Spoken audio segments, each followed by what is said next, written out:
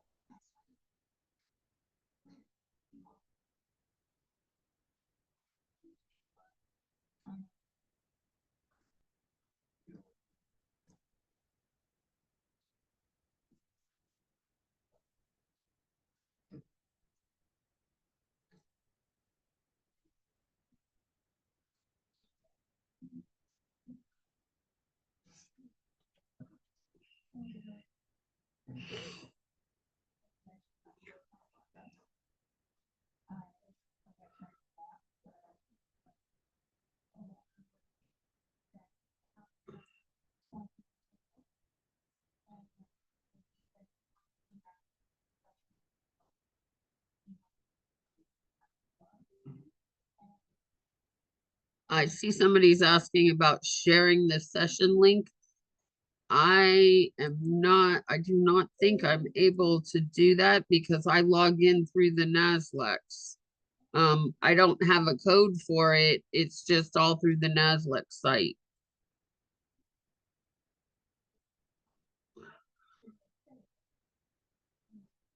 So I apologize for that, but I'm not able to do that.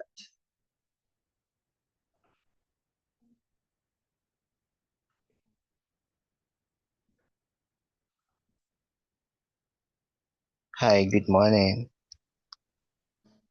Hey, good morning.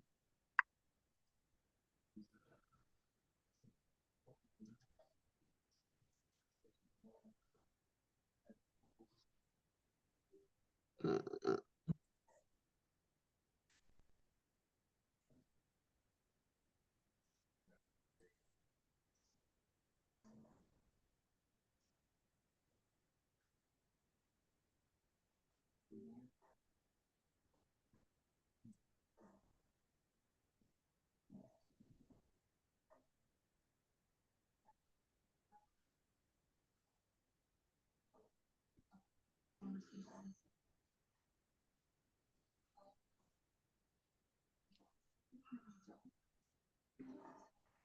So if whoever said good morning, it must be morning where you are.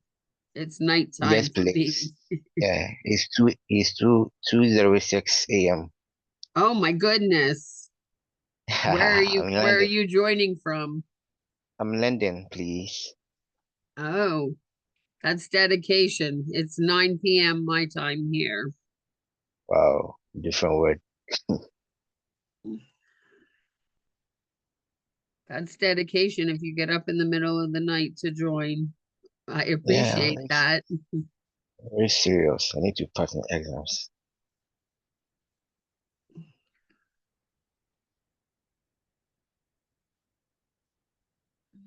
So let's go ahead and get started.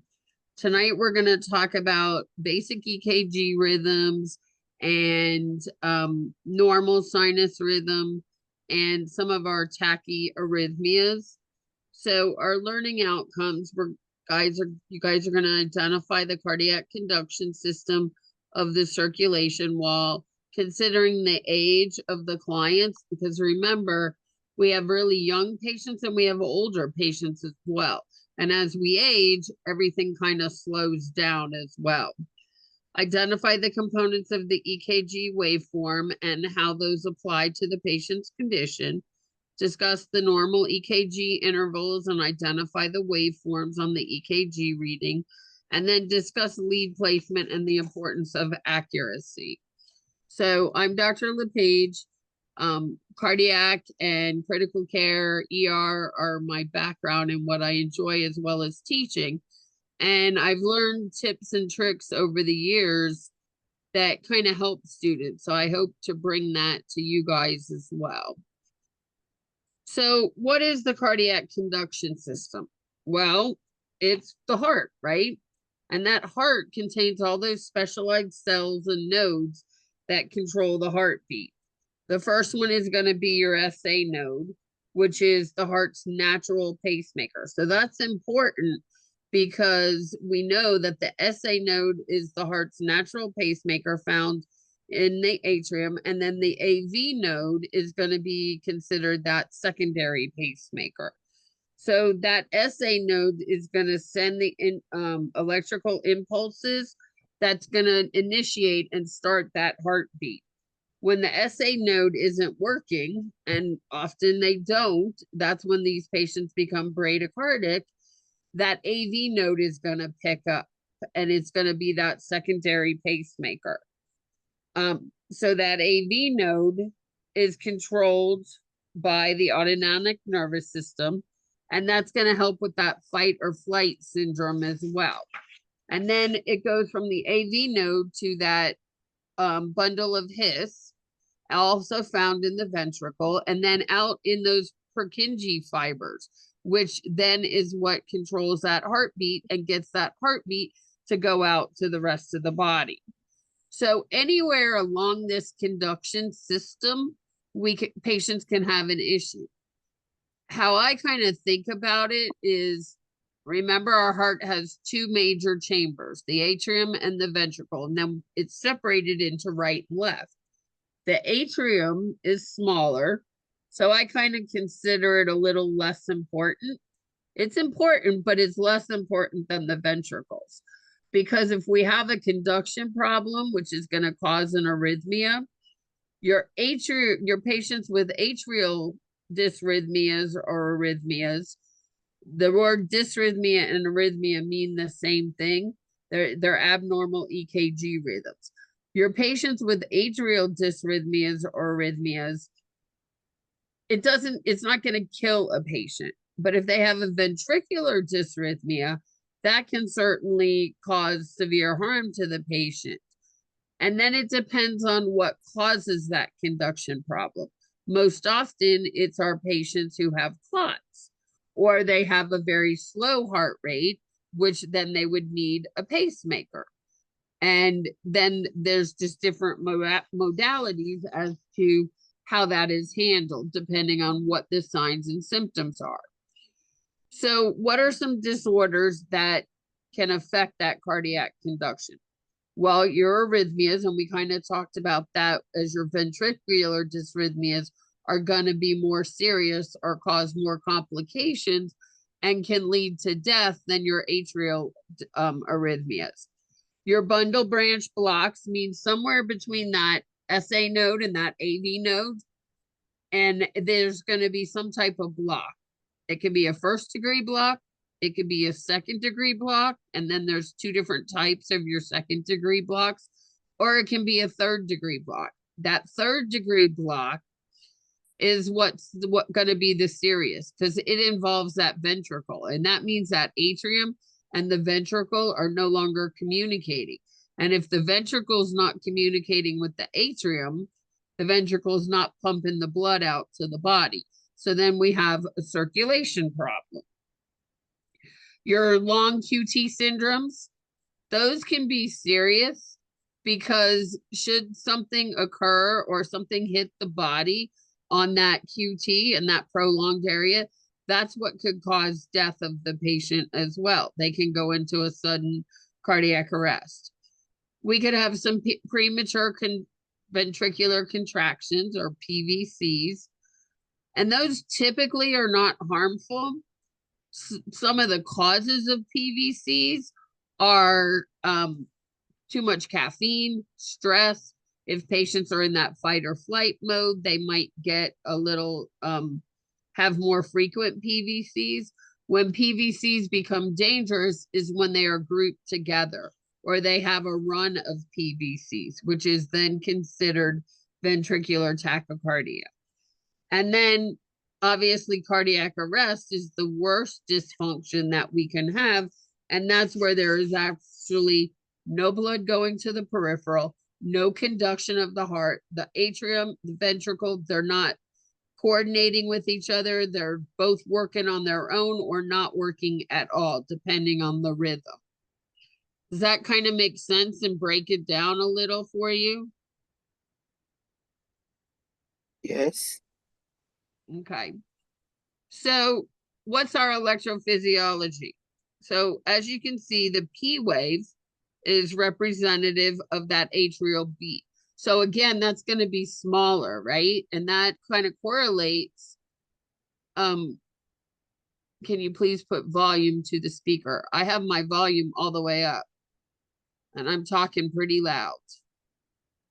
So maybe control your speaker and see if that helps a little. And I'm pretty close to the computer. As you can see, my face is right in there.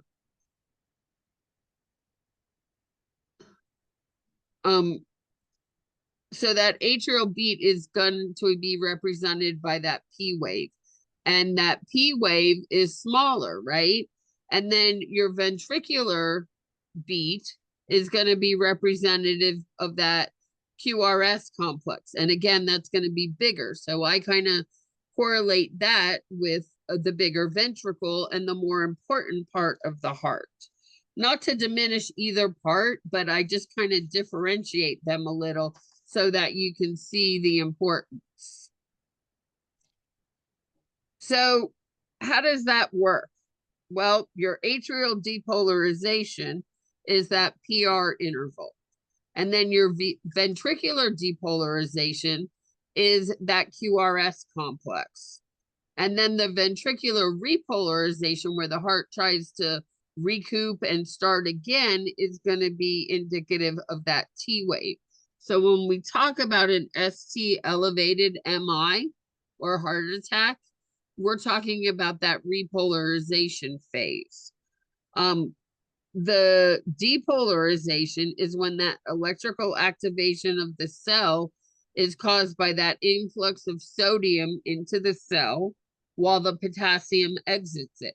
So think about some of our disorders. If we have hyperkalemia, too much potassium, that's going to be representative of our PR interval. And then our repolarization is when the return of the cell to their resting state. So the heart's kind of in that resting state. It doesn't stay there for very long because our next heartbeat is coming up, right? And that's when that potassium is going to re-enter into the myocardium and the sodium then is going to exit out. And then your refractory periods are the phase in which the cells are then incapable of depolarization. So they're kind of resting again, right?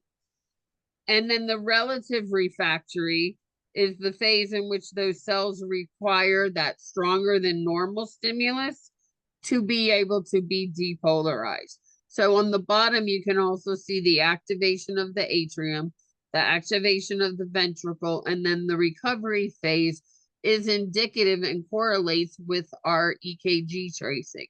So your PR interval is that atrial depolarization where it activates the atrium.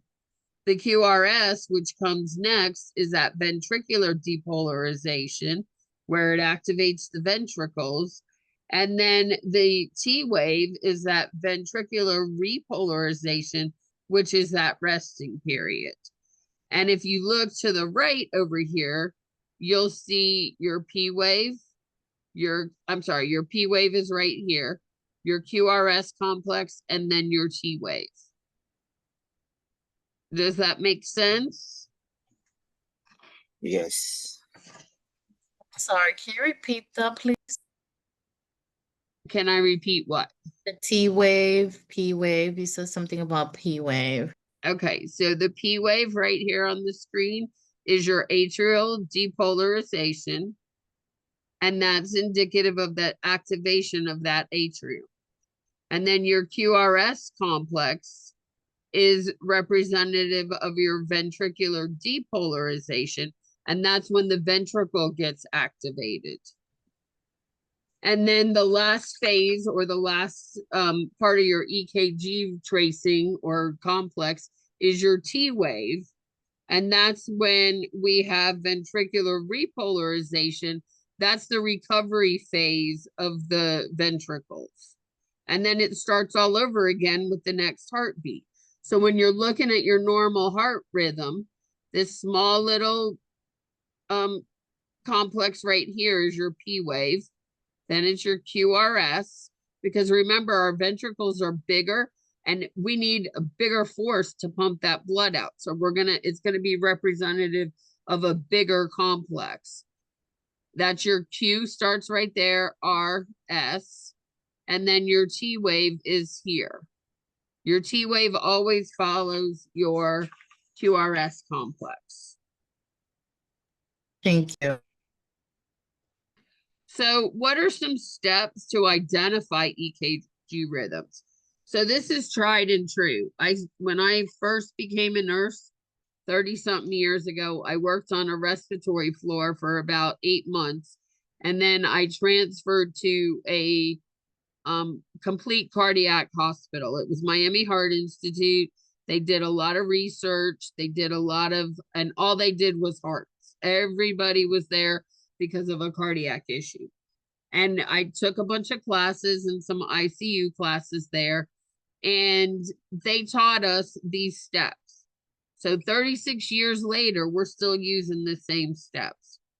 As new graduates, you're not expected to look at an EKG rhythm and identify it. I've been cardiac in ICU my entire career, except those first 6 months. So I'm used to reading them. There's still rhythms that I cannot identify because everybody is individual, but I go back to those steps.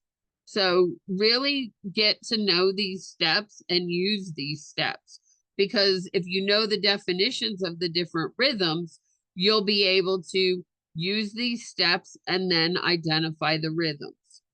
So some of the things, the questions you want to ask yourself, is it regular or irregular? So how do we identify that? Well, we're going to map out these R waves, and they are the same distance, as you can see.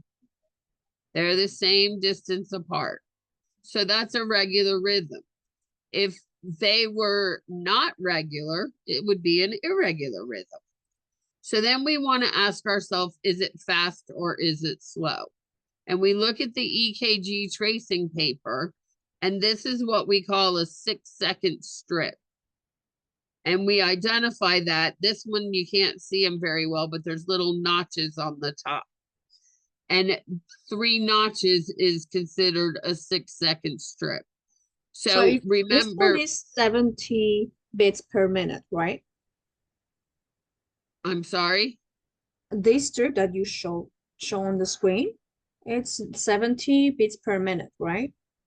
Yes, we're getting to that. So in a 6-second strip, you count the number of QRS complexes. So this would be 1, 2, 3, 4, 5, 6, 7. And when we're talking about a 6-second strip, we multiply that by 10 because 10 times 6 gives us a minute, and that's 70 beats per minute because 7 times 10 is 70. Does that make sense to everybody? Yes. Okay. So the next question you want to ask, is there a P wave for every QRS? So map it out and look at it. This has a P wave for the QRS. Yes, yes, yes, yes, yes, and yes. So the answer is yes. So we know this is an atrial or a sinus rhythm. Is the QRS wide or bizarre? Well, the QRS is not wide and bizarre. It's narrow. So by definition, this is a regular sinus rhythm or normal sinus rhythm or sinus rhythm. It all means the same thing. And the definition of sinus rhythm is a rate of 60 to 100, and we're within that rate. A P wave for every QRS, and we saw that. The QRS is narrow and not wide and bizarre, which we see that. And it's a regular rhythm. And so the definition is sinus rhythm, normal sinus rhythm, whatever you want, either one of those that you want to use. Does that make sense? Is there any questions on that?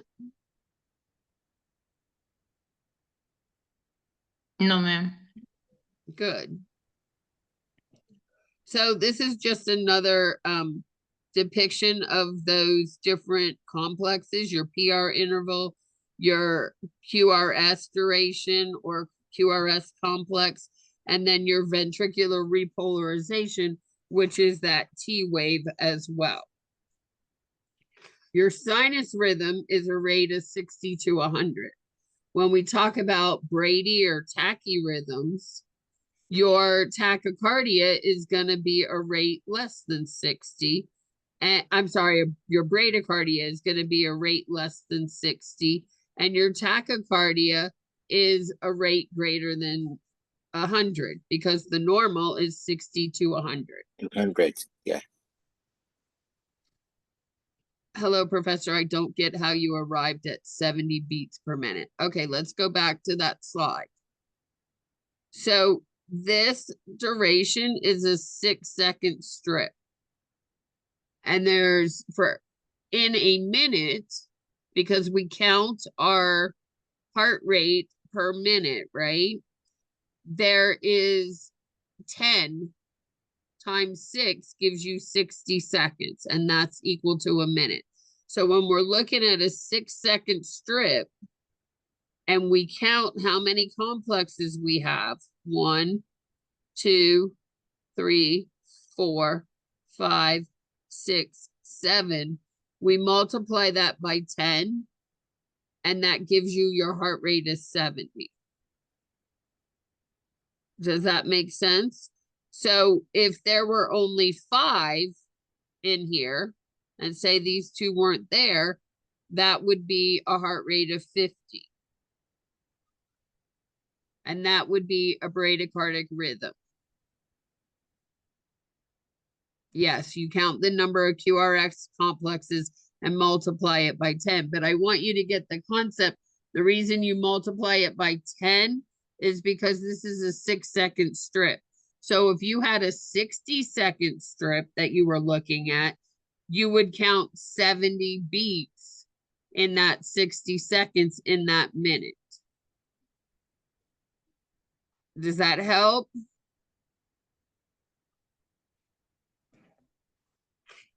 Got it. Thank you. Okay, good. So this just depicts it as well. Heart rate, 7 times 10 is a 70 per minute.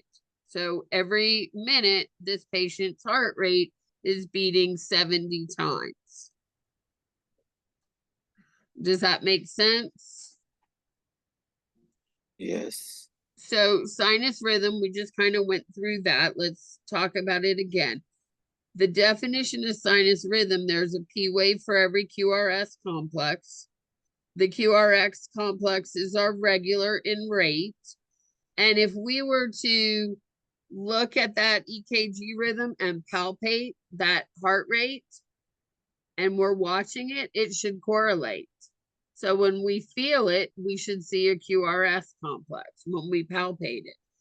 And then is it fast or is it slow? We said this was 70. And as you can see, that little strip there is not a 6-second strip.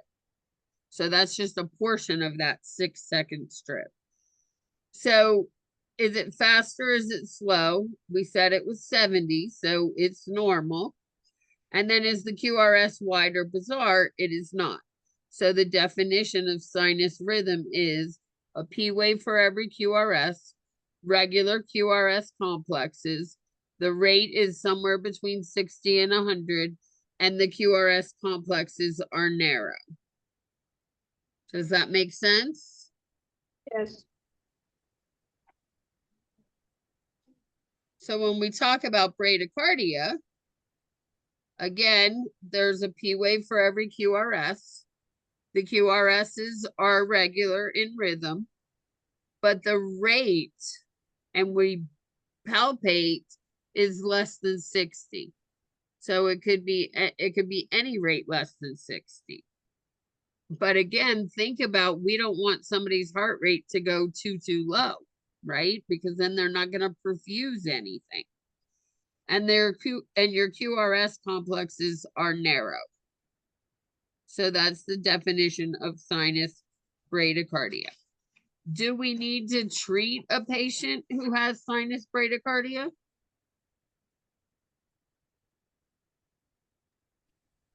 Yes, we do, but Yes. sometimes Yes, we there do. are athletes Right, and they're normal. right. You are very correct. It is, sometimes they are athletic and it's normal. So the first question, if I palpate somebody's heart rate and I get 58, we can kind of look at people and see if they're athletic. Now, if you looked at me and you got a heart rate of 58 on me, do not assume I'm athletic, because I am not. So you really want to see what's another thing that could cause sinus bradycardia. Medications, Medications, which ones in particular? digoxin. Well, digoxin can, Beta which is, blockers like such as metoprolol. yep. So your beta blockers, and digoxin is a calcium channel blocker or an antiarrhythmic.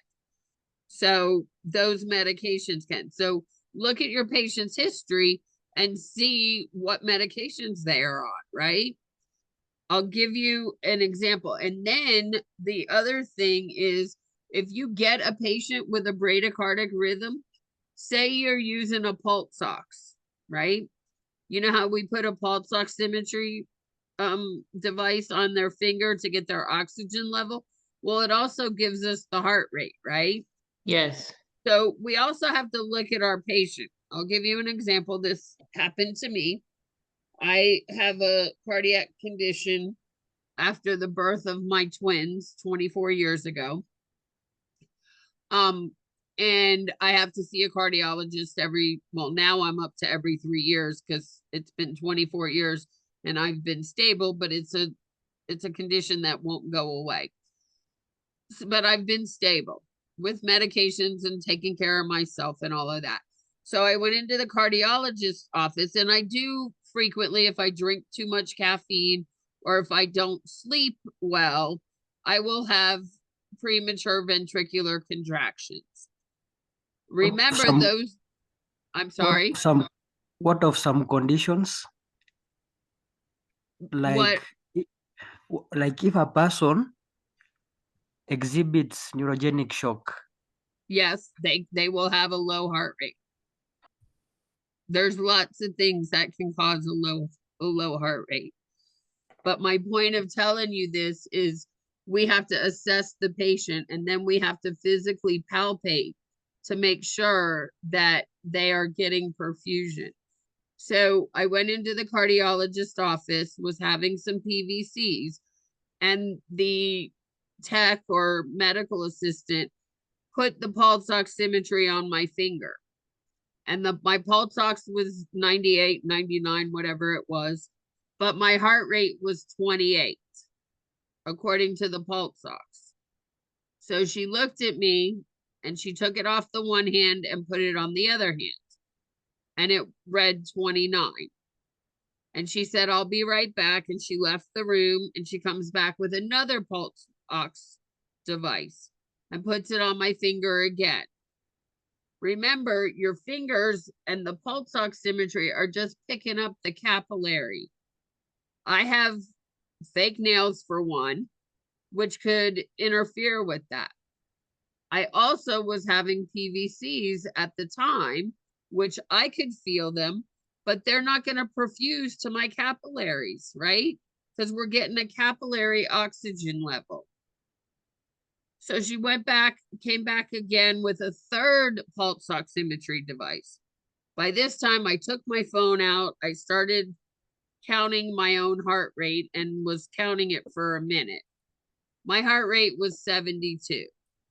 So my point of that is, if you get something really erroneous or very abnormal, make sure you're doing it manually and going back and checking and making sure what's going on with this patient. Are they really only have a heart rate of 28? Again, think about, and she was a tech or a medical assistant, so not really on the caliber or level of a nurse or a nursing student. But if you had a patient like that, what would you do? You also have to look at the patient and see if you have a patient who's got a heart rate of 28, what do you expect their color to be? Blue? Well, they may not be blue, but they may be pale because Yeah. they're not getting circulation, right? They may have a delayed capillary refill because they're not getting circulation, right? They may be a little short of breath because the blood's not circulating through the lungs. So don't just rely on your numbers. Look at your patient as well and see what's going on with this patient. So if I teach you anything, if you get an abnormal heart rate by a machine or by a pulse ox, what are you gonna do? Check the patient first. Check the patient first and look and actually palpate. Same thing with a blood pressure.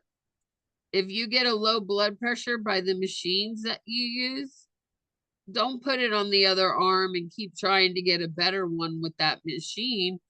Take it manually. Go back to the old-fashioned, the normal, accurate way and get a manual blood pressure, because you want to make sure that this patient is perfusing. That's what the heartbeat and the heart does. It provides perfusion. It provides blood to the peripheral as well as oxygen, because remember, in that blood is hemoglobin. So what are some causes of sinus bradycardia? Well, electrolyte imbalances, sometimes eating disorders. If a patient has myocarditis, they can have sinus bradycardia. Sometimes if they have severe infections that are initially, especially if they have a fever, they are going to have or should have an elevated heart rate. But remember, some of our older patients, they may not have an increase in heart rate because they're on beta blockers or medications. Rheumatic fever is one of the main causes of sinus bradycardia, as well as Lyme disease. And then your patients who've undergone heart surgery or radiation therapy may also develop some sinus bradycardia.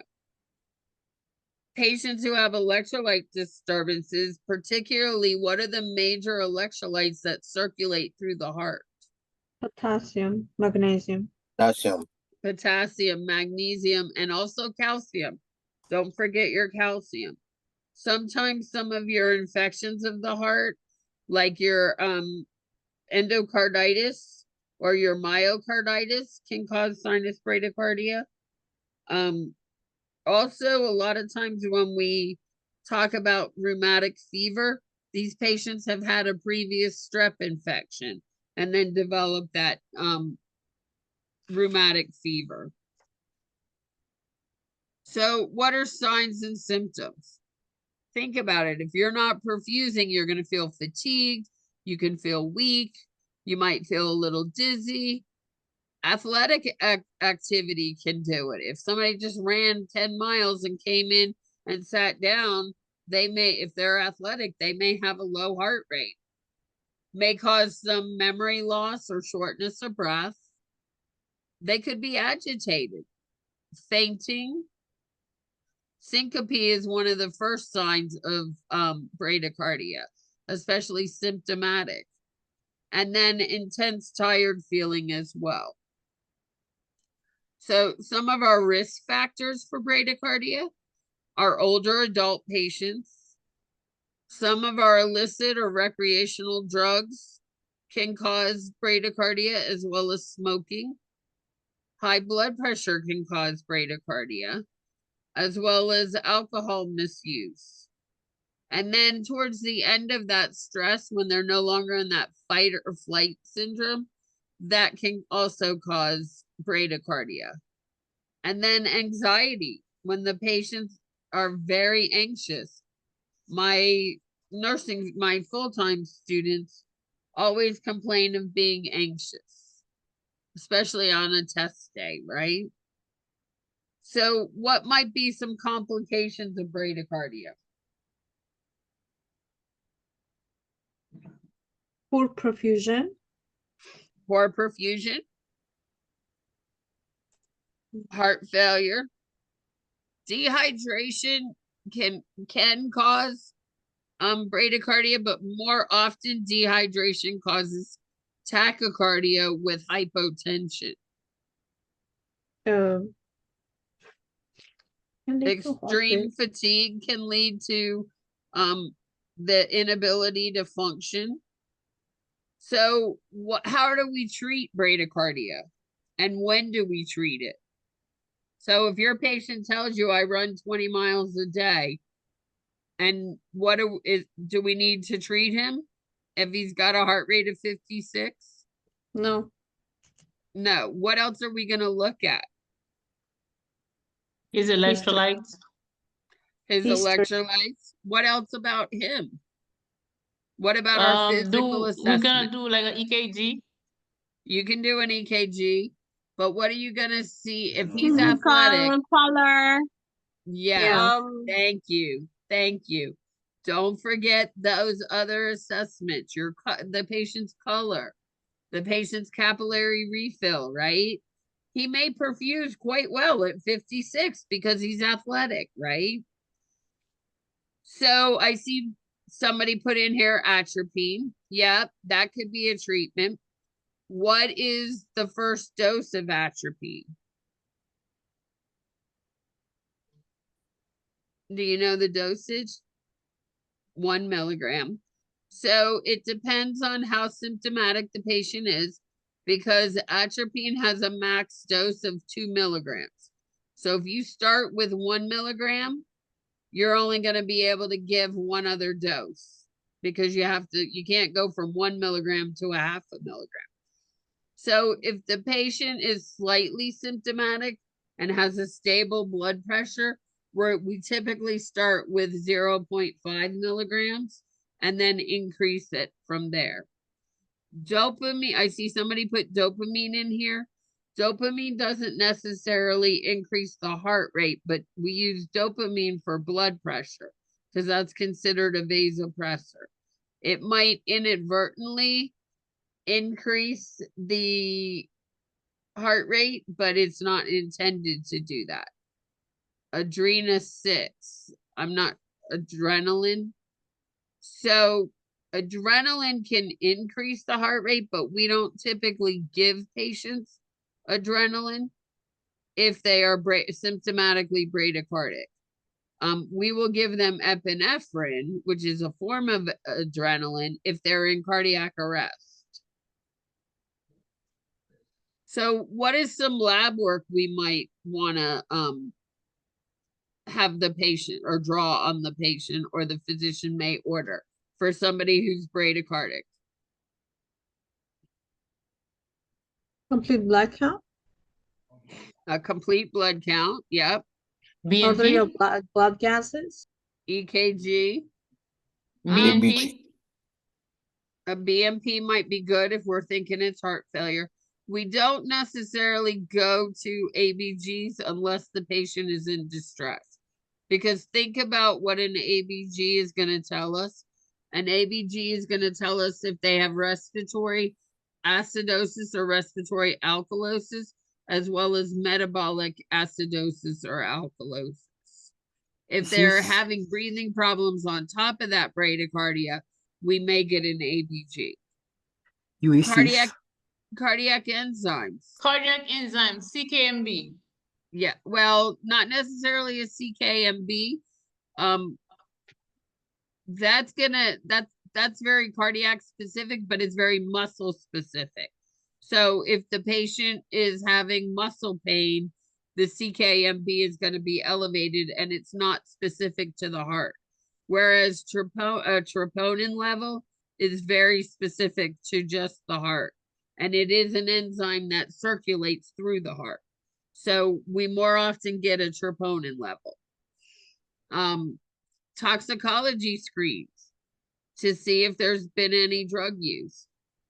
Some of your cocaines and your hallucinogenics are going to increase the heart rate initially, but when they're coming off of them, it's going to decrease their heart rate. We might get a thyroid level as well. If the atropine did not work, pacemaker is used. Yes, if the atropine didn't work, we could use a pacemaker. But again, remember, we need to try the least invasive to the most invasive, and a pacemaker is pretty invasive. So some of the things we can do before we go to all of those, we might give them some fluid. We might give them some oxygen, monitor them, discontinue the medications that are causing that bradycardia. And then the pacemaker is the last option of what we would use. Sometimes just monitoring these patients and discontinuing the meds is all that's necessary. Occasionally, we might need to use that intravenous atropine, and we start at what milligrams? 0.5. 0.5. 0.5. Don't forget that 0. Because if somebody put 0.5 down, that could be mistaken as a 5. And that would be a huge medication error. So anytime we're coming up with the 0.5, 0.25, whatever it is, we add a 0 in front of it. So atropine is an anticholinergic drug, and it's going to block that acetylcysteine in the parasympathetic nervous system by increasing the heart rate. Do we give atropine for complete heart block? No. No. No. Do you know why we don't? No. We don't give it because what it's going to do is it works on that atrium, and it's going to increase that atrial rhythm, but it's not going to help the ventricular rhythm. So that's why we don't give it in complete heart rate. I'm sorry, heart block. We also do not, it's contraindicated in tachycardia. Why would it be contraindicated in a patient with tachycardia? Because sometimes tachycardia can be a sign of compensation, and it can help the body to stay perfused. So Well, that is one reason, but the main reason we don't give atropine to a patient in tachycardia is because what does atropine do? It raises the heart rate. So if we already have a tachycardic patient, oh we yeah, don't want to make them more tachycardic, right? Yep. Sometimes those answers are really simple, and you guys kind of go off and try to come up with all these scientific things. You're not incorrect, but kind of think about I it. thought we were also talking about something else. Sorry, just mixed up everything. Do what? I thought we were talking about something else, just mixed up everything. You're right. It's very simple. Tachycardia. Yes. It's already Yes. fast. Yeah. Yes. So anytime we increase our heart rate, what happens to the oxygen consumption of the heart? That heart needs more oxygen, and it's consuming more oxygen, right? So putting these patients on oxygen is a simple thing too, right? We definitely want to provide safety, and then keep these patients on a cardiac monitor. There is such a thing as atropine toxicity, which means they get too much atropine. These patients become delirious, they start to hallucinate, and they can develop some life-threatening tachycardic rhythms. So again, we use medications to treat things, but we have to know what those medications are going to do because we need to monitor for those side effects. So sinus tachycardia. Again, by definition, there is a P wave for every QRS. It is regular, which means those QRS Hello. complexes map out. Hi. The rate is greater than 100. And the QRS complexes are narrow.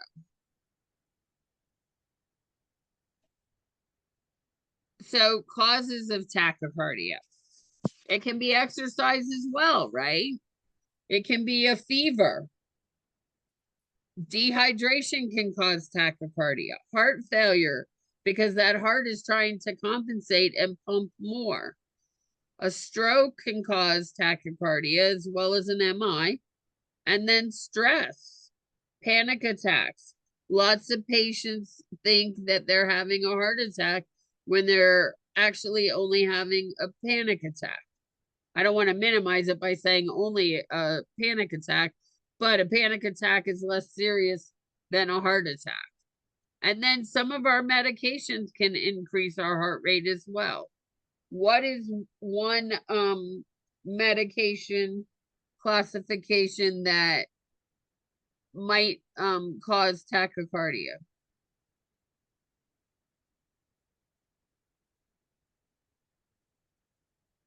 Atropine. Well, yeah, atropine, but apart from atropine, there is catecholamines. Well, yes, but some of your organic phosphate medications, but simple things like corticosteroids, those can cause tachycardia, right? They increase the metabolism. So anything that's going to increase the metabolism can increase the heart rate. So what are some signs and symptoms of tachycardia?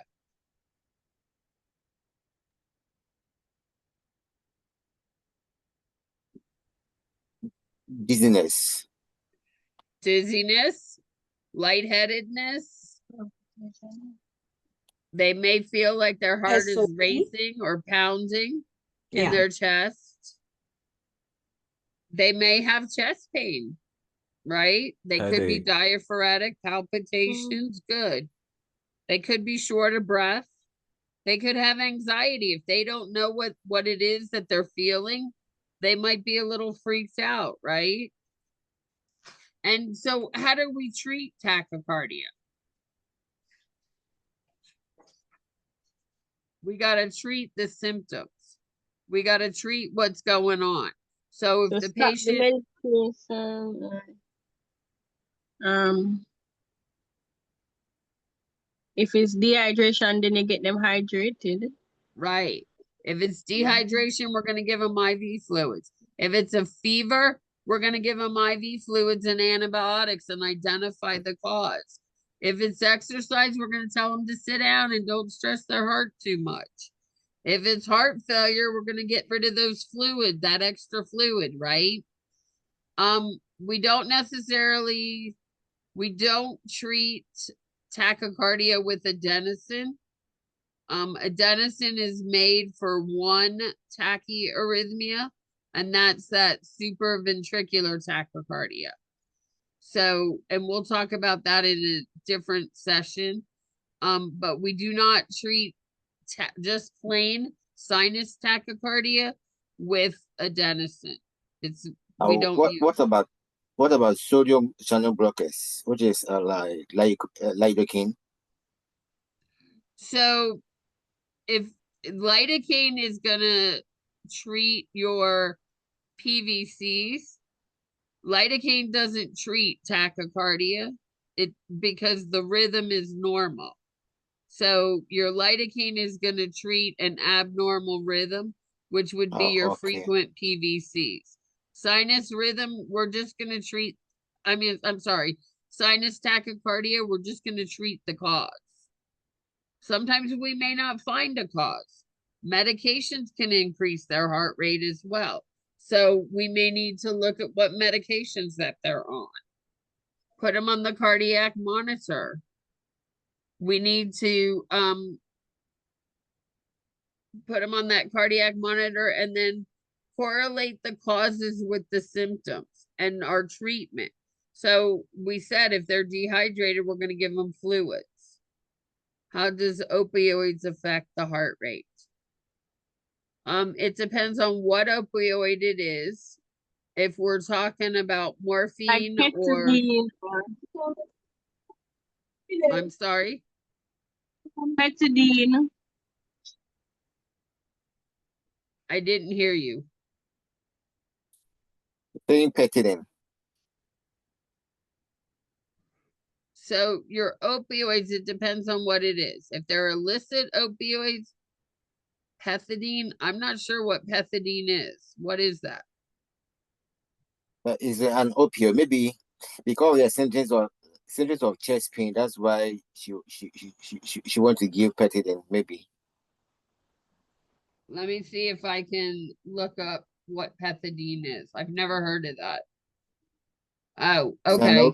So yes, it is an opioid. So it's not morphine. It's Demerol in the US.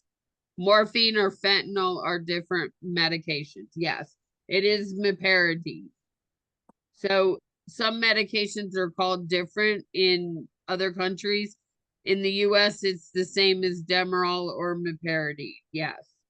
So those can raise your heart rate, and they can also cause a tachycardia too, because remember, your opioids are going to slow everything down. Cocaine and heroin and some of the hallucinogenics, those illicit drugs, are very commonly the cause of tachycardia in a lot of patients. The synthetic morphine that's out on the streets here in the US and being sold and killing people causes tachycardia, but then it can also immediately cause cardiac arrest. So how do we diagnose our sinus tachycardia? Well, we're going to look at the symptoms. We're going to look at an EKG. We might do a chest x-ray to make sure that the heart is normal in size. Might get a pulse oximetry because they may be short of breath, depending on the reason for that tachycardia. We'll get those cardiac enzymes, the troponin particularly. Might get some electrolytes. These patients may need a stress test or a cardiac MRI. And then your EKG for sure. So what are some risk factors or causes of tachycardia? We said stress, smoking, anxiety, illicit drugs, unhealthy diet, especially if the patient is taking in a lot of sodium. Because remember that heart has to pump faster and harder to compensate. Obesity, increased caffeine intake can cause tachycardia and palpitations as well.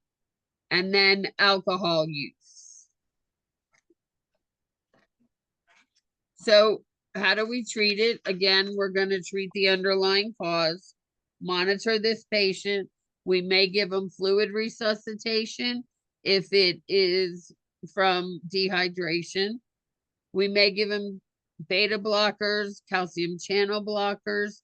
If it's a continual state of tachycardia, they may do a cardiac ablation of one of the nodes. Smoking cessation if they smoke, decrease their alcohol, and then encourage them to participate in regular exercise. And then decrease their sodium intake as well.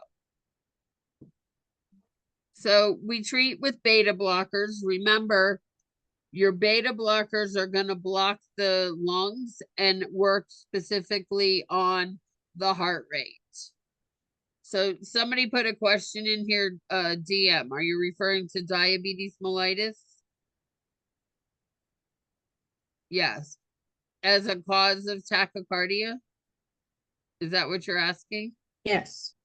Okay. So diabetes can, because it's a metabolic condition, right? More so though, your DKA is going to cause tachycardia, the diabetic ketoacidosis. Diabetes in and of itself typically doesn't cause tachycardia. Just having diabetes doesn't cause tachycardia. It can cause coronary artery disease and some of the other problems, but not tachycardia. And if you really think about it, tachycardia is kind of benign, unless the heart rate starts going really fast and the patient starts having chest pain or symptoms. We could also use your calcium channel blockers. Remember, some of these medications that will also work on the blood pressure. So it will cause hypotension as well. So we need to monitor these patients pretty frequently. We may need cardiac ablation, and it's indicated if these patients are having sustained tachycardia with symptoms. So sustained means long periods of time. Not I'm having some, short runs of some tachycardia and then I'm fine and then I have it again. And they would consider ablation if no other medications work, because that ablation is going to aim to change the P wave and the morphology in that atrium, because remember, which node is our primary pacemaker? SA node. Which one? SA node. SA node. Yep. Yep. So nursing care, we want to position this patient to give optimal breathing and optimal care. Monitor and administer sedatives if they're anxious. We might need to monitor for signs of bleeding, because these patients may or may not have atrial fibrillation with a rapid heart rate. And then educate these patients. Any questions on sinus tach and sinus bradycardia?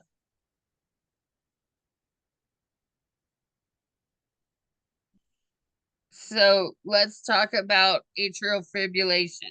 What do you know about atrial fibrillation?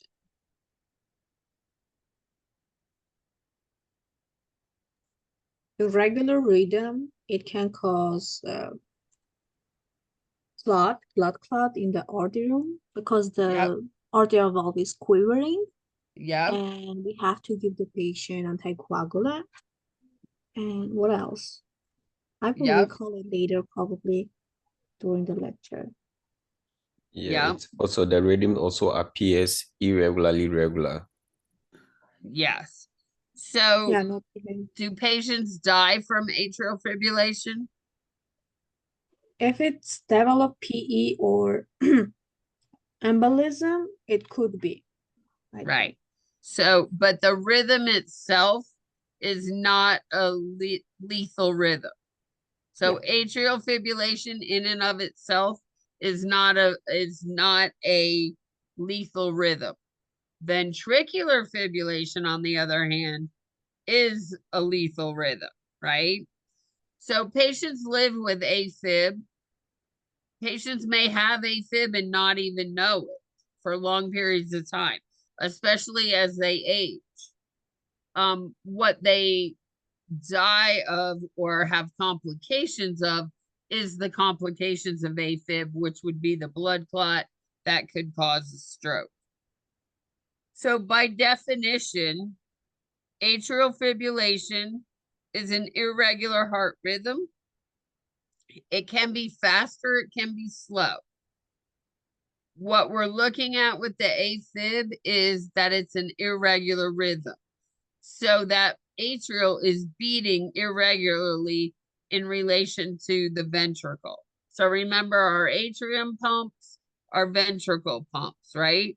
Well, in atrial fibrillation, it's doing what it wants and it's kind of fibrillating. It's doing one of these and the ventricle is pumping on its own. So there's no real talking. They're not talking to each other. They're an old married couple and they're not talking to each other anymore. Maybe for the case of sinus bradycardia caused by electrolyte imbalance. Wait, I'm going back to what you're writing here. Let's say hypokalemia. Can we rule out case of refractory hypokalemia at first and then correct magnesium that is a cofactor for hypokalemia? Oh my gosh, that's a lot of words. So yeah, if it's an electrolyte imbalance, you need to correct whatever electrolyte is off. So it depends. That's going way, way above anything you need to really look at. Maybe for the case of sinus bradycardia caused by electrolyte imbalance, hypokalemia. Yeah, you would have to look at what the patient comes in with and then look at the lab work. I mean, it's not to say that's not going to happen, but most often, also hyperkalemia can cause bradycardia. So it's not just one electrolyte. Did that help? So when we talk about atrial fibrillation, look at your rhythm strips below and ask yourself, is it fast or is it slow? So say those are 6-second strips. Is that second one fast or slow?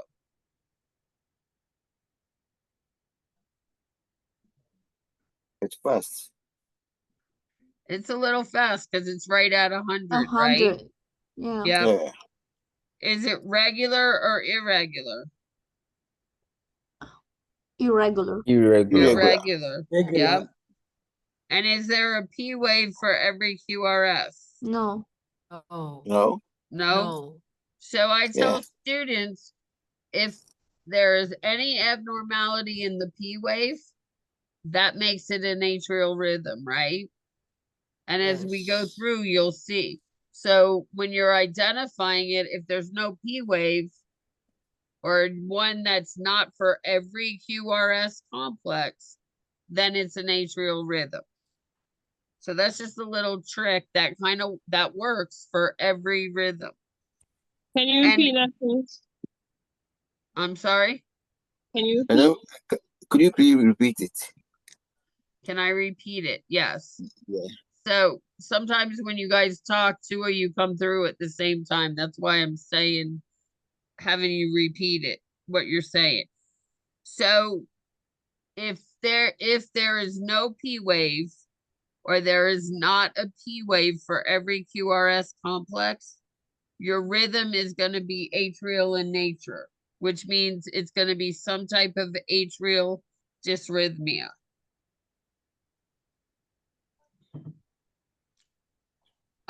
If your QRS is wide or bizarre, because remember the P wave is representative of the atrium. So if there's abnormal P waves, then it's an atrial rhythm. And your QRS complex is a representative of your ventricle. So if your QRS is wide, bizarre, not normal, it's going to be a ventricular rhythm in nature. Does that help? So basically, you're saying, if there is a atrial fibrillation, then the P wave is affected. And if there is ventricular fibrillation, the QRS is affected. Yes. And ventricular rhythms are worse. So look at this rhythm here. This is atrial fibrillation. I can see a P wave here, but I can't determine where my P wave is here. That might be considered a P wave, but I can't find my P wave there. Yeah, Don't see a P wave here. That's a P wave. There might be a P wave buried in there. There's a P wave. There's no P wave here. And there's a P wave. So remember, when we talked about our steps, we want to identify, is there a P wave for every QRS? And this is not. So by definition, it's irregular. There's not a P wave for every QRS. The QRS complex is narrow, and it could be borderline tachycardia because it's 100. So that definition is atrial fibrillation. Do we see that? So what are some risk factors for atrial fibrillation? One of the biggest ones is open heart surgery.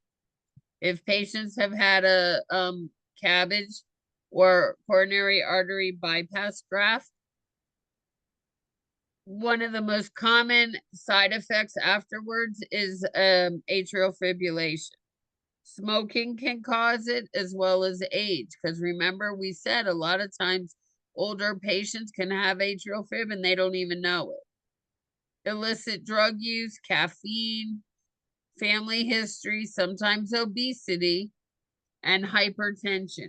Another one of the biggest complications is thyroid disorders, hyper or hypothyroidism.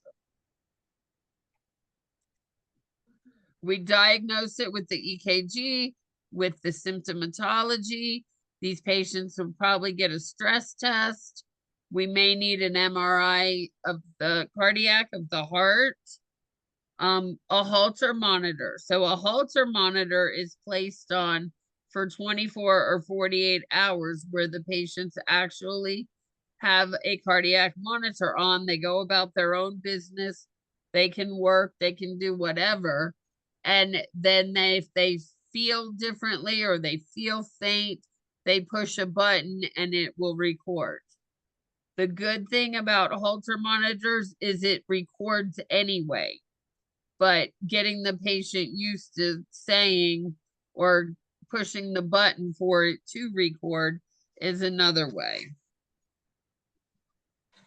So we treat AFib with beta blockers, might use some calcium channel blockers, and we use our anticoagulants to prevent clots from forming, because the biggest complication of atrial fibrillation is a clot, particularly a stroke.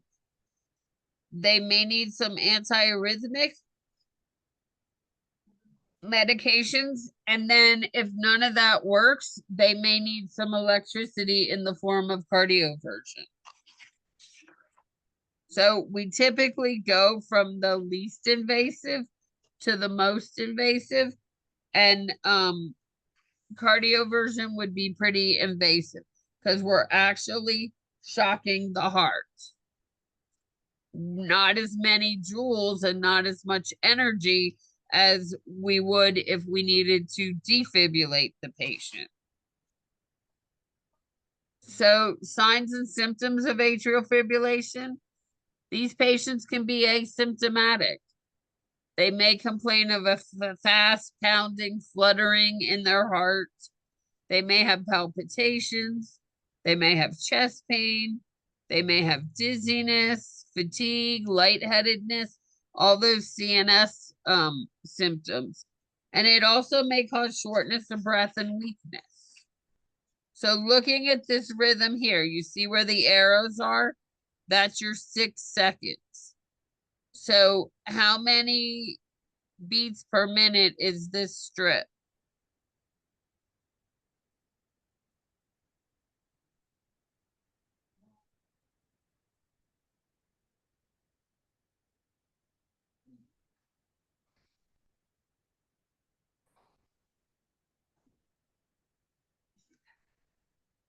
How many beats per minute is this?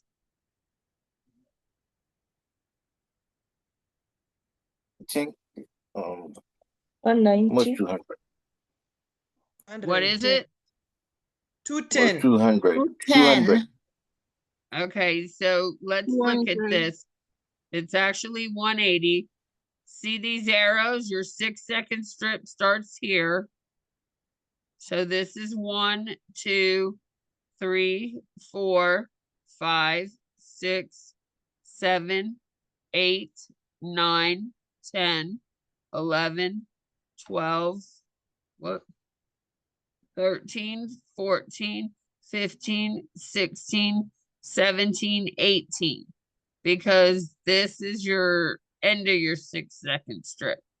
So 18 times 10 is 180. 8. Okay. Yeah. So be careful when you're looking at your 6 second strips where the line falls. So what's our role in cardioversion? If we're going to cardiovert the patient, nurses who are ACLS certified can cardiovert the patient, but the physician needs to be in the room. So the nurse's role, is we're going to monitor the patient. We're going to put oxygen on them, right? We're going to assess and evaluate that IV site because we want access if we need it. We're going to administer some sedatives or some Versed to kind of make the pain go away because we're actually putting electricity on this patient.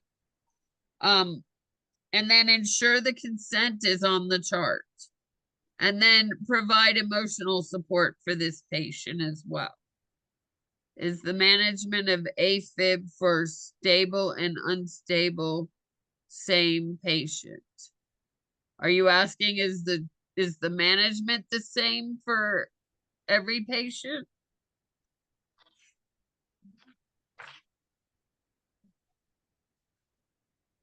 The answer to that is no. Stable AFib is that patient who's not having any symptoms.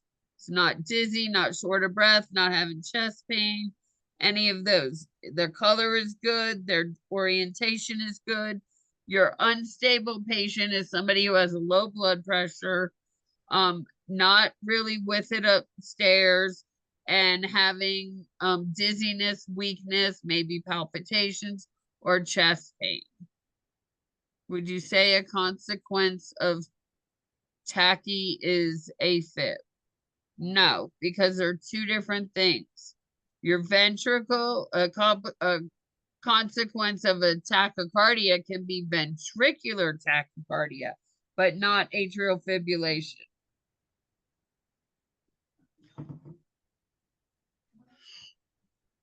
So complications of AFib, we talked about blood clots, stroke, They may develop a rapid ventricular response, which means that ventricle is trying to keep up with that atrium. One of the most common complications is the patient who's had a bypass graft, and then we see atrial fibrillation in that patient. I have a good friend, they're our family friends, and 2 years ago at 52 years old, he had to have open heart surgery, and he had 6 vessels that he needed to have grafted.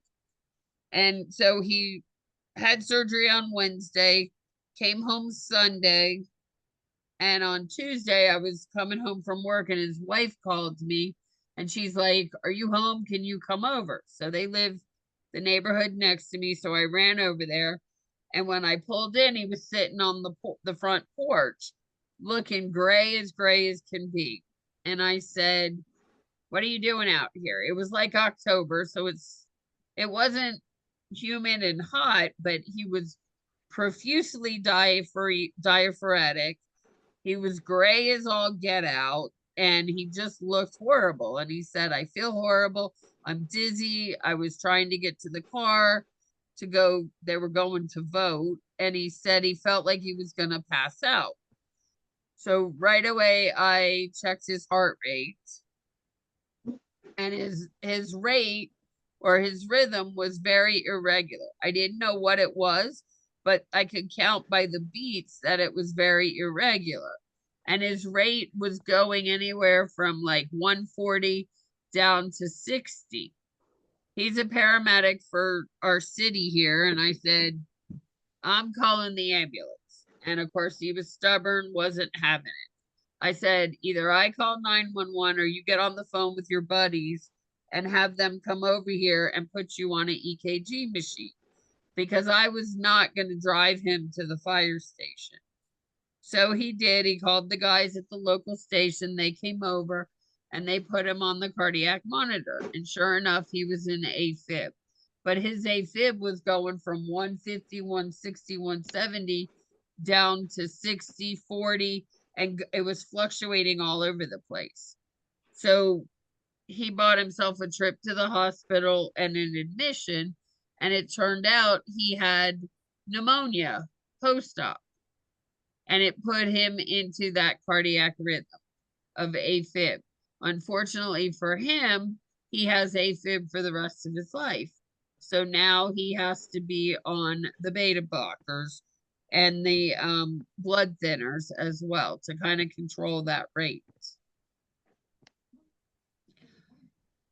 So atrial flutter, it is a more organized and less chaotic rhythm than the atrial fibrillation.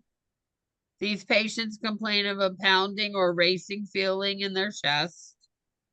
They may or may not have chest pain. They may or may not faint. They may have some shortness of breath, and they're just complain of feeling really, really tired all the time.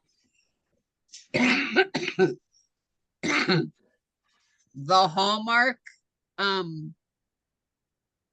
of a atrial flutter is the sawtooth picket fence. You see how these are looking like a picket fence?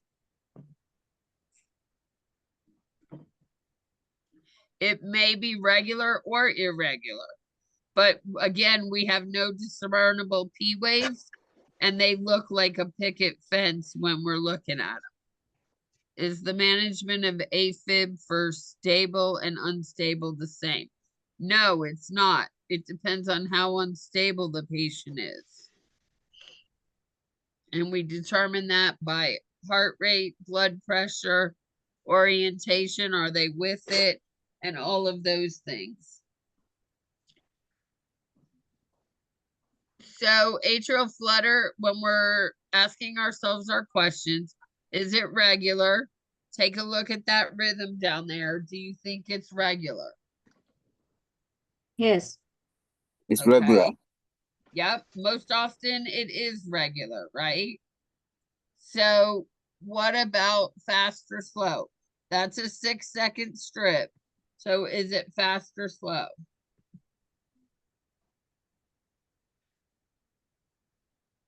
It's It's in fast. borderline Fast. 100.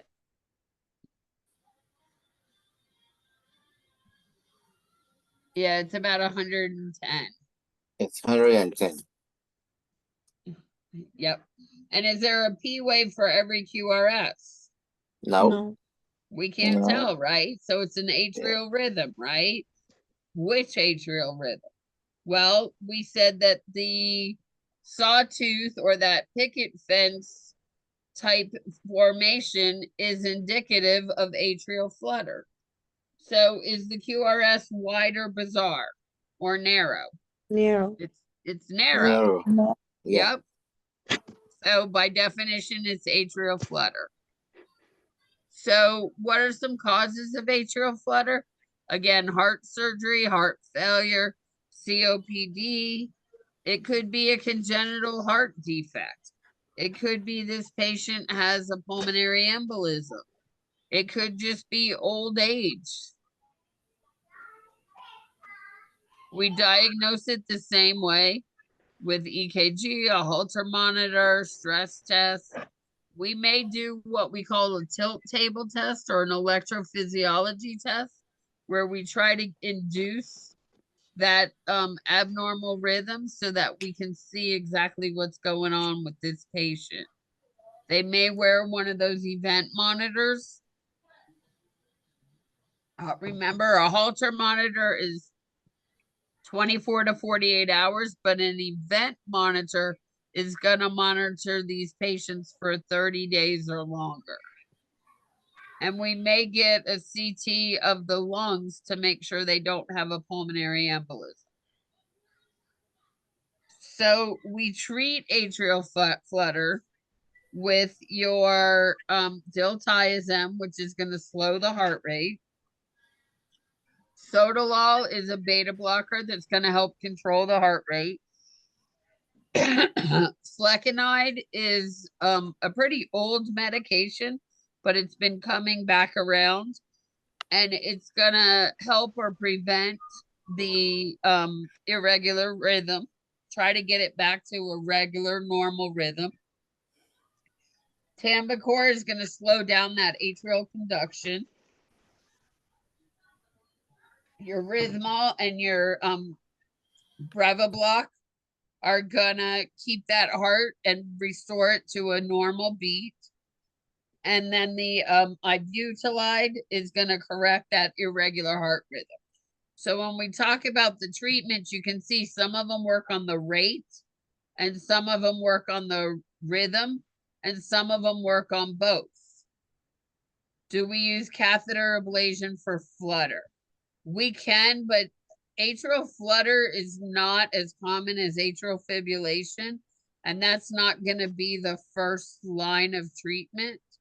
But you can use you can use cardiac ablation for it, but they're going to try medications first. Because remember, we do least invasive to most invasive. We're going to evaluate this patient's heart rate and rhythm and try and get it to restore back to normal. We're going to provide the patient and hope that he stays asymptomatic and that they're not having any shortness of breath or chest pain associated with it. So SVT, it is a rapid rhythm, and the heart rate is going to be greater than 150. And it's also diagnosed as too fast to count. It transmits through that bundle of His in the ventricles, so that ventricular rate is going to be really, really fast. When we do our questions and identifying it, is it fast or slow? Looking at that rhythm, that's a 6-second strip. Yep, it's fast. Is it regular or irregular? Regular. Regular. SVT is regular. It's a regular rhythm, but very, very fast. Is there a P wave for every QRS? No. We have no idea, right? Because we can't see that. And then, and then is the QRS narrow or bizarre? Narrow. It's narrow. So SVT sometimes is also called narrow complex tachycardia, still means SVT. Do you know what the first line medicine is that we use to treat SVT?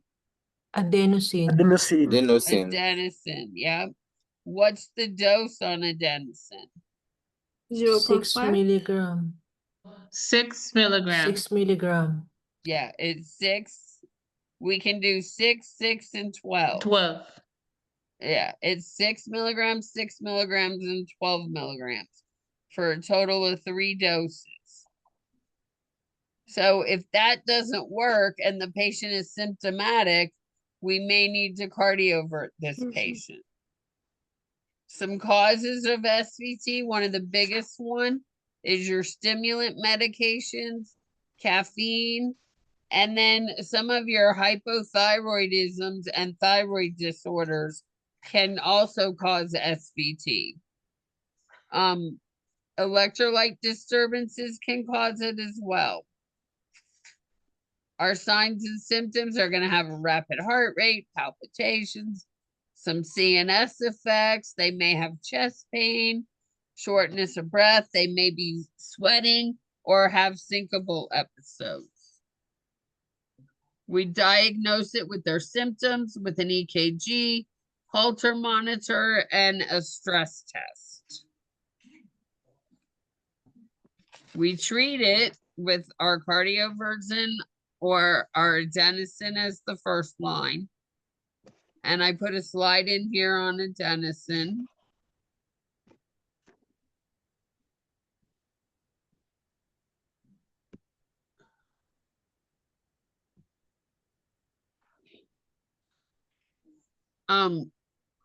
Is Torsades-de-Pointes yes. Well, Torsades-de-Pointes is a polymorphic SVT, but it's more when we go back to our SVT screen. Torsades-de-Pointes is going to be much more pointier. You're going to see it is going to be very polymorphic, and it's very peaked.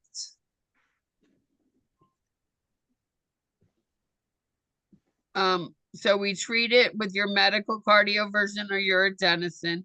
We can also use diltiazem, whatever calcium channel. Well, we typically use calcium channel blockers to slow that heart rate down and try and get it back to a normal rhythm. And then your heart blocks. What of under management of SVT? Do we use Valsalva maneuver? So that is one of the first line, but we as nurses, that's a physician driven intervention. Because if their heart rate is so high and you tell them to bear down, you can cause them to pass out and they have a vagal response. So that's kind of, you need to know about it, that it can be done, but it's a physician driven intervention. It's not a nursing intervention. So our heart block, we said, is when that SA node, there's some type of disturbance between the SA node and the AV node. The signal doesn't always make it to the ventricles, so it's going to result in a slower heart rate. Also, can be unable to pump the blood out depending on how slow it is and the type of heart block. So if we have a heart block that's 3rd degree, we're not going to get, this patient's not going to perfuse and the heart's not going to be able to pump out the blood. So what are some signs and symptoms? These patients have CNS symptoms, short of breath. They may have some rapid breathing, fainting, and chest pain. We diagnose the heart block. It depends on the type and the severity of it. We do an EKG, could do a Holter monitor. We can treat it with atropine 0.5 to 1 milligrams to a max dose of 2 milligrams, except for which type of heart block? What heart block do we not give atropine? Complete. 4 degree. Complete. Yeah, exactly. Exactly. No atropine, because all it's going to do is increase the number of P waves, but it's not going to help that ventricle to perfuse, right? We can give them oxygen, IV fluids. We may need an external pacemaker until we can get that internal pacemaker or get them to the cath lab to get it. So some complications, they can develop some heart muscle disease, cardiovascular disease.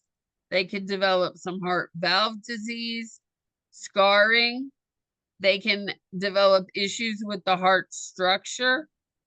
Lots of medication side effects they can develop.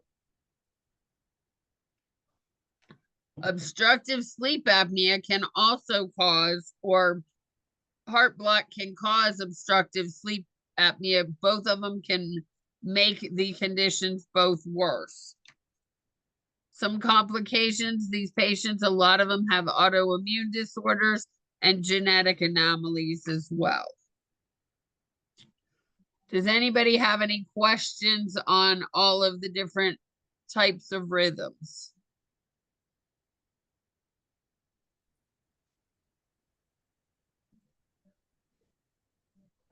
Are you ready to do some practice questions?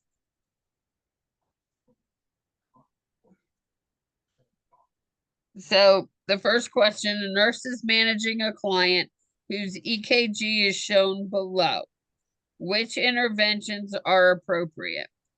So this is a select all that apply question. So remember, there's more than one correct answer choice.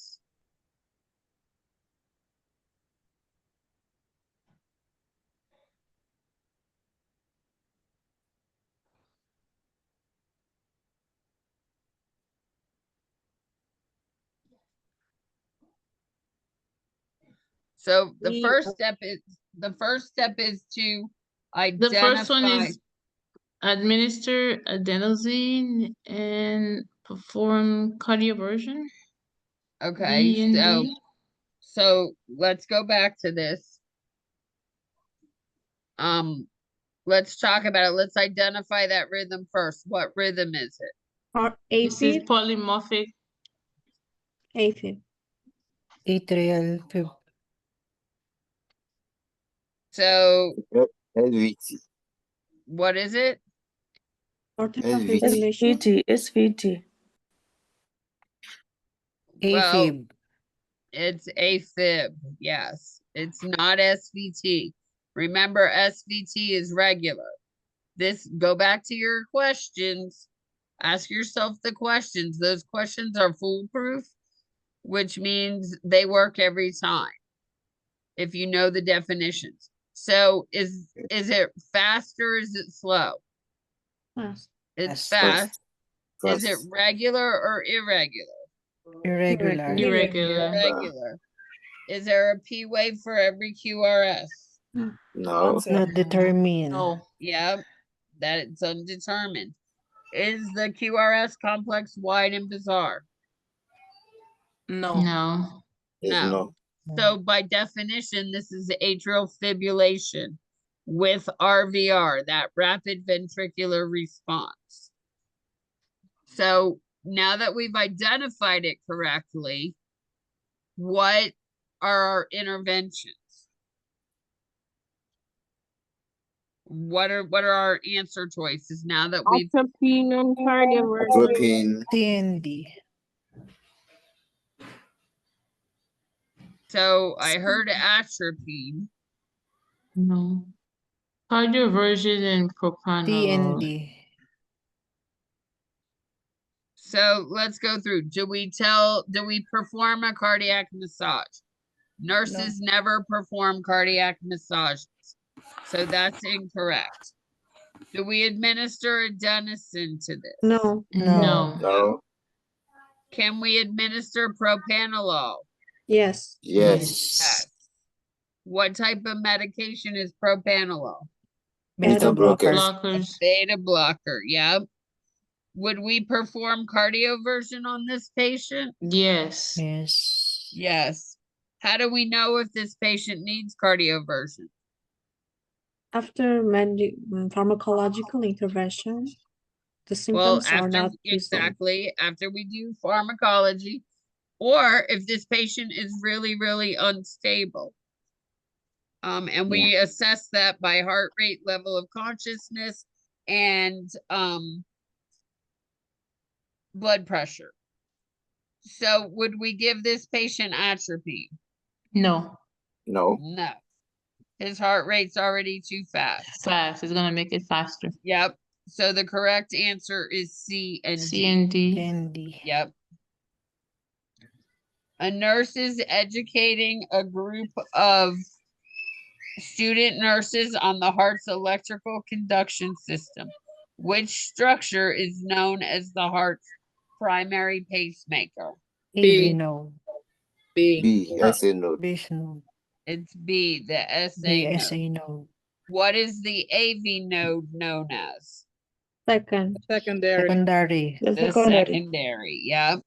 And where do we find the bundle of His and the Purkinje fibers? Ventricles around the Ventricle. The ventricles, yep. Do we give anticoagulants to AFib? Yes, we do, to prevent stroke or blood clots. A nurse is reviewing a client. Also, do we give digoxin for AFib? You can give digoxin for AFib. Digoxin works to help increase the contractility of the heart, so that pumping action, and to control the rate.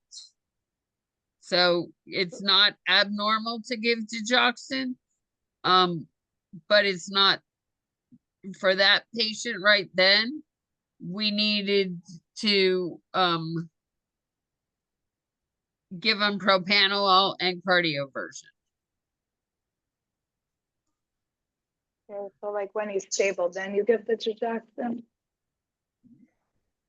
I'm just wondering, I had a question and it said about the digoxin and I'm wondering.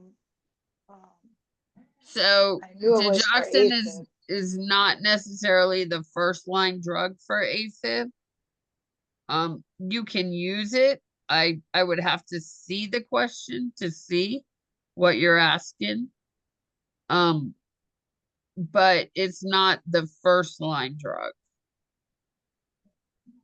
Okay, thank you. A nurse is reviewing a client's EKG strip. What is the expected intrinsic rate of the AV node in a healthy adult? C. C, 40 to 60. Because remember, your AV node is a little slower. A nurse is conducting a teaching session. Can you go back on that question for me, please, again?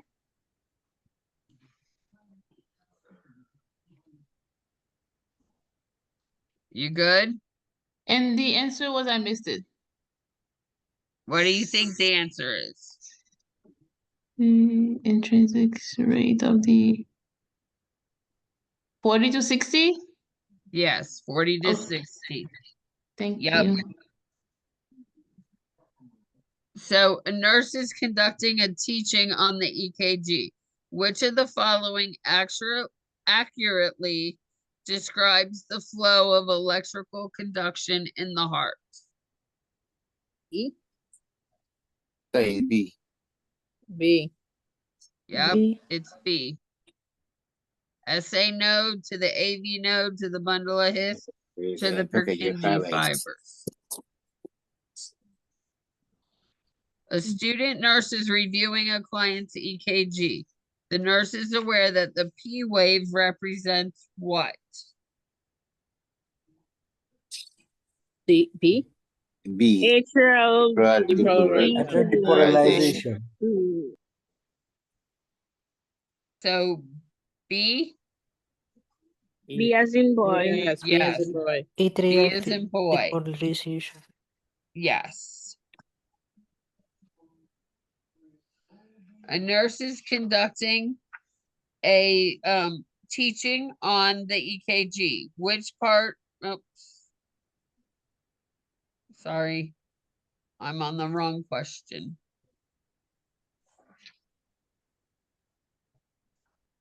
A nurse is conducting a staff continuing education session. What does the T wave represent on an EKG? C. D.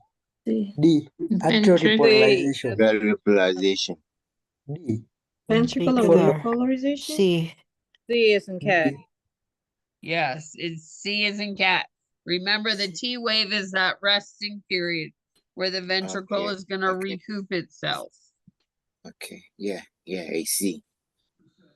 A nurse is conducting a teaching on the EKG. Which part of the EKG waveform represents the delay in the AV node? UV node. PR. A. PR. QRS. The PR interval, A. The ST segment represents the time between that ventricular depolarization and repolarization. The QT interval, what does that represent? Ventricular. Remember, Ventricular the repolarization. QRS complex is representative of the ventricle. So it's ventricular depolarization and repolarization. Because remember, we go then into the T wave where it's that resting phase. A student nurse is reviewing a client's EKG. Which of the following are true regarding the QRS complex? So this is a select all that apply.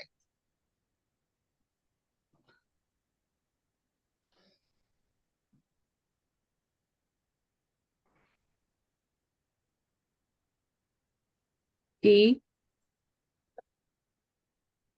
It's a select all that apply. AC. AC is correct. Is that it? And D. And D. Yeah. And D, right?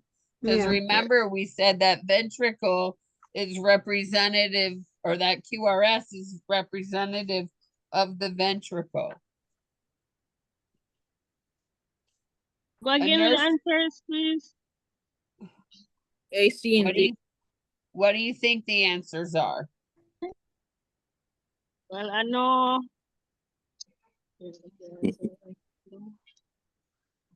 So E.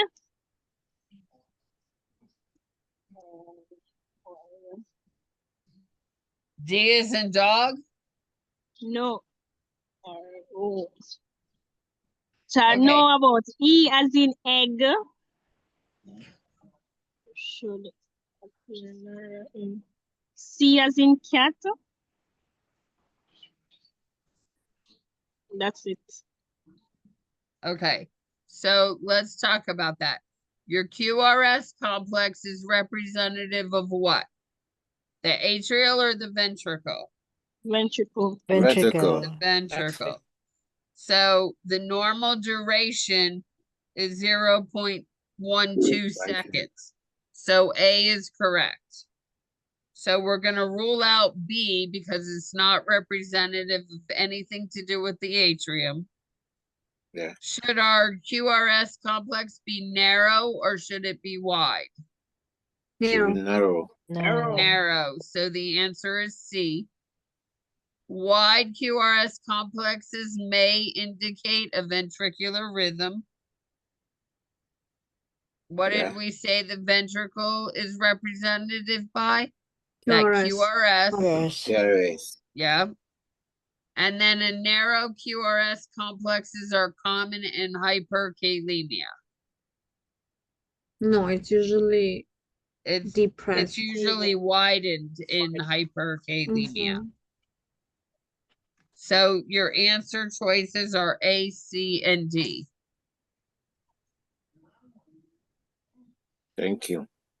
A nurse observes a PR interval of 0.24 seconds. What does this suggest? Bundle branch block B First degree. or first degree AV block. So your It's a bundle first degree. branch block, remember, bundle, where's our bundle of His? Ventricle. Can be located The at the ventricle. ventricles, right.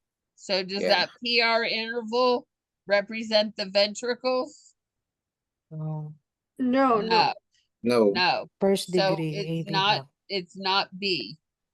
it's First C. degree AV block, is that in the atrium or the ventricle? Atrium. Atrium, okay. So we might keep that as a possibility, right?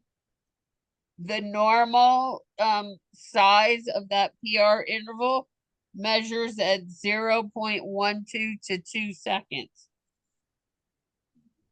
So this says it's, I'm sorry, 0.1, yeah, 0.12 to 2.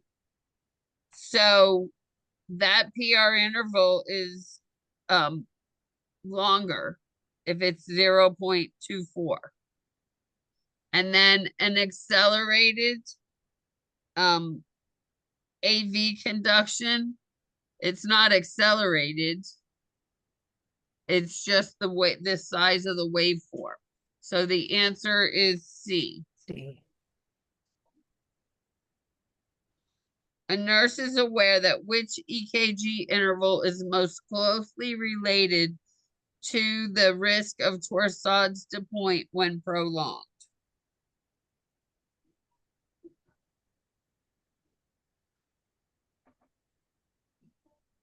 C, yep. Your QRS complex, absolutely.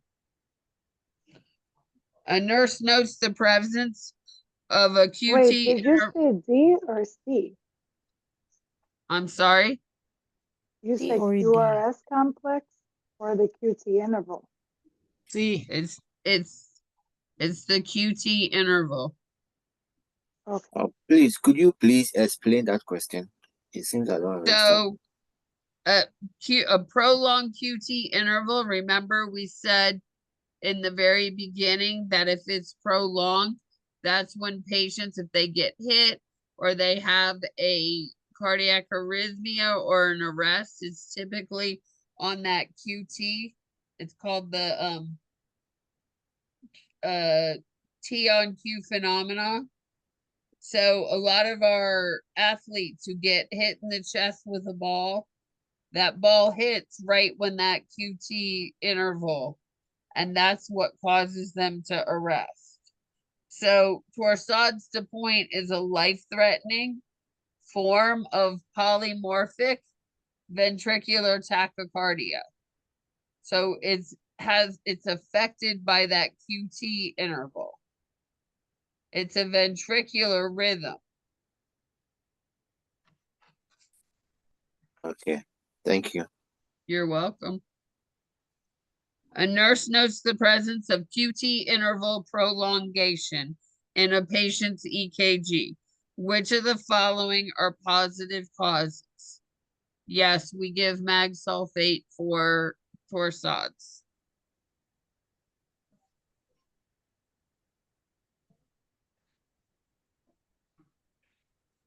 Is it hypocalcemia or hypercalcemia? The option B. It says HIP, but Think A. Oh, that's hypocalcemia. I'm sorry. AC. It's A, B, and C. So amiodarone can also prolong that QT interval, which is a medication. and then hypokalemia and hypocalcemia. Sorry, I had a typo there. A nurse is preparing to conduct a 12-lead EKG. Where should the V1 chest lead be placed?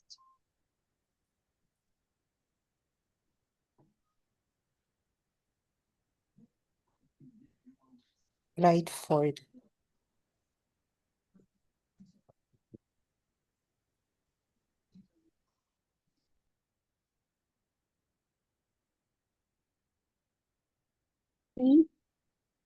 A.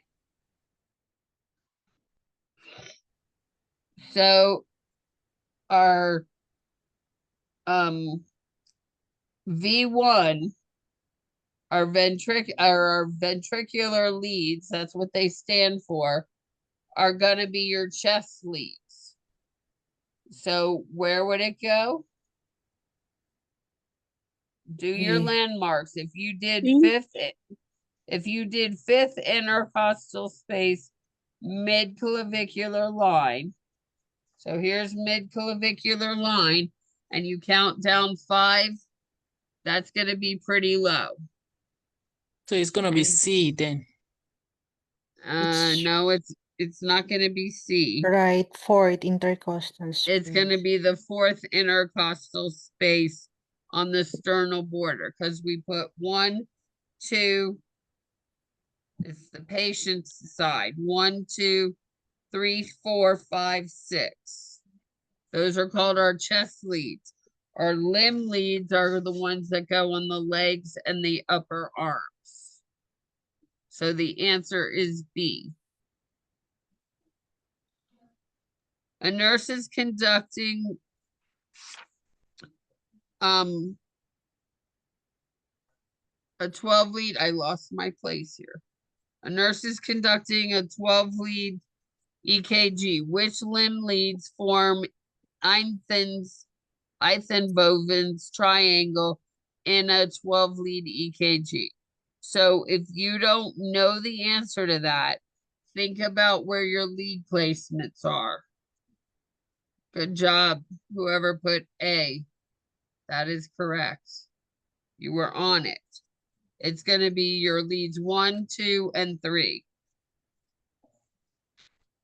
Because when you actually look at them, they kind of form a triangle. A nurse is monitoring a client on telemetry. Which finding requires immediate follow-up? So which one of those is worse?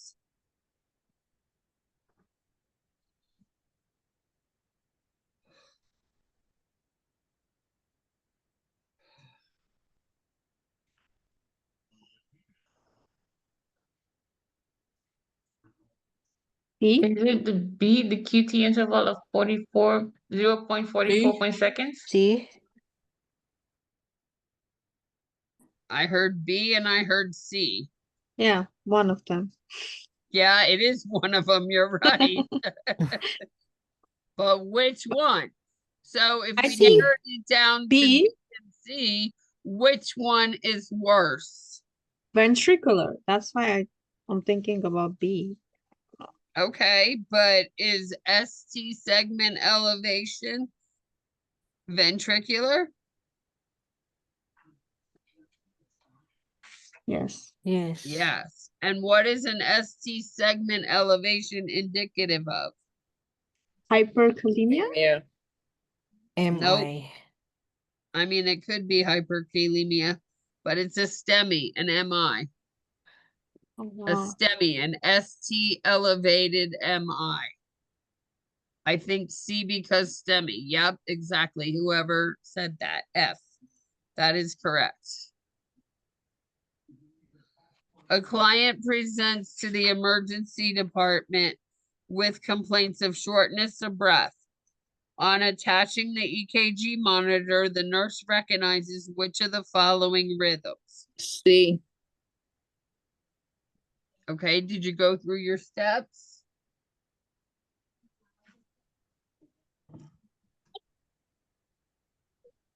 I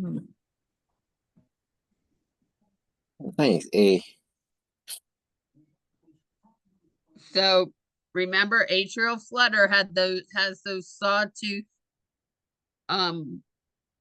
marks, I think and atrial flutter is regular. but the strip looks wavy. It's not more of C as AFib. It is C. It's AFib. Yes. You are correct. Because by definition, it's irregular. It's not fast or slow. So it's a normal rate. We can't see P waves, and the QRS complex is narrow.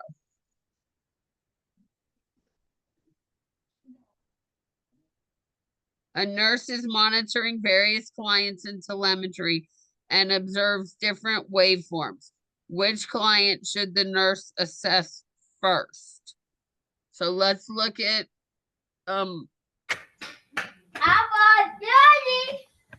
let's look at strip A. Ask yourself the questions. Is it regular? Yes. Yes. Yeah, it's regular. Is it fast or is it slow? Slow. Slow. It's No, slow. Daddy. Is Slow. there a P wave for every QRS? Yes. Yes. Yes. And is the QRS wide and bizarre? No. Yes. A bit. Okay. Yes. So Yes. no, the bizarre. QRS is not wide and bizarre. Okay. So what rhythm is that? Daddy, sinus Bradycardia. It's a heart block. It's type 1. It's so let's look at this rhythm here next to it. Is it fast or is it slow? Yes. None It's of either them. or It's fast or slow. fast. Yeah. Regular. It's AFib. 90 beats a minute, so it's normal. It's 8. Normal. Is it yeah. regular or irregular? Irregular. Irregular. Irregular. And is the QRS narrow or bizarre? No. No. It's narrow. And is there a P wave for every QRS? No. No. No. So what's that rhythm for? What's that rhythm called? AFib. AFib. AFib. So is AFib worse than a heart block? No. No. No. So if we're comparing A to B, A is worse, right? Yes. Yeah. So now take A and compare it to C, the one below it. PVC. Is there a P wave for every QRS? Yes. Yes. Yes. Yeah, but there's extra P waves. So that's a PVC. problem. Is the QRS wide and bizarre? Yes. No. No, it's not wide and bizarre. A wide and bizarre QRS is greater than one of the small boxes. So that's just a different deflection of the EKG. That's why it's really important to go through and ask yourself the questions. So it's not wide and bizarre. There are P waves, but is there a P wave for every QRS? Yeah. Yes. Yes, it's just we're missing one QRS complex. Well, we're two is missing like a kind of couple skipping. QRS complexes. So what's the heart rhythm where the atrium is doing what it wants, completely not in line with the ventricles? What type of rhythm is that? Ventricular, supraventricular tachycardia. No, supraventricular tachycardia is narrow. PVC. This is a 3rd degree heart block. Yep. Somebody put it in there. So which is worse? Heart block or 3rd degree? Third degree. 3rd degree. So the answer choice is C. So how do you all feel with interpreting EKGs?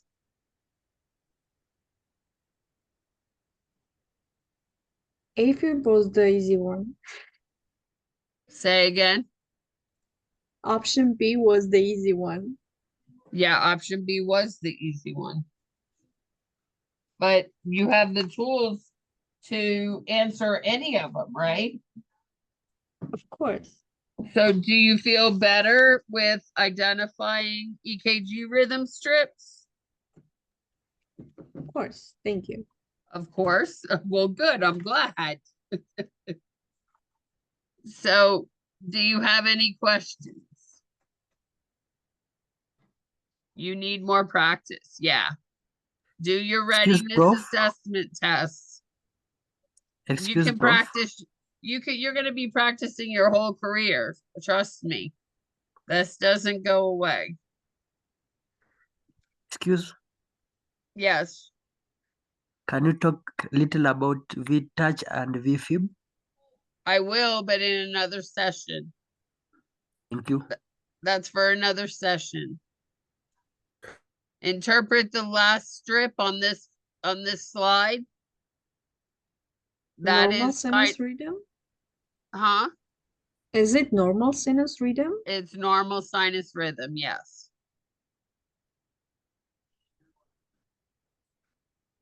All right. Well, I hope you guys have a good night. I hope that was helpful.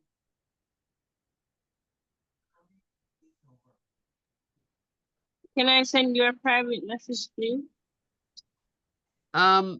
You can stay on real quick, or I can send you. I won't be able to. No, we can't stay on because it'll. Yes, you can send me a private message. I'm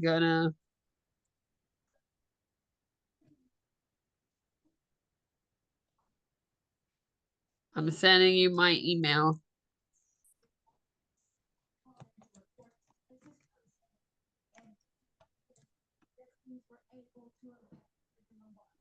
It's good morning here in Kenya. Sorry, it's nighttime here and I'm ready for bed. I've been up since 5 a.m. Sorry. Yeah, I hope you Professor, can there get was more in the some slide. rest. I'm sorry? But there was more in the slide. There is more on the slides, but we're out of time. Oh, okay. So we can review them another night, or they're practice questions that come straight out of the readiness assessment test.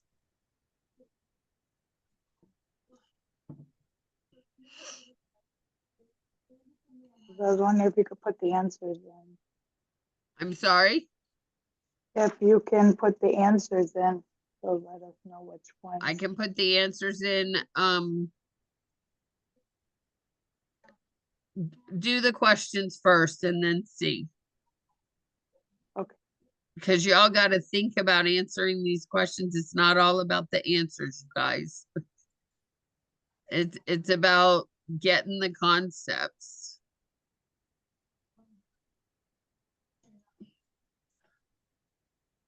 All right. I hope you all have a good night. Thank you too.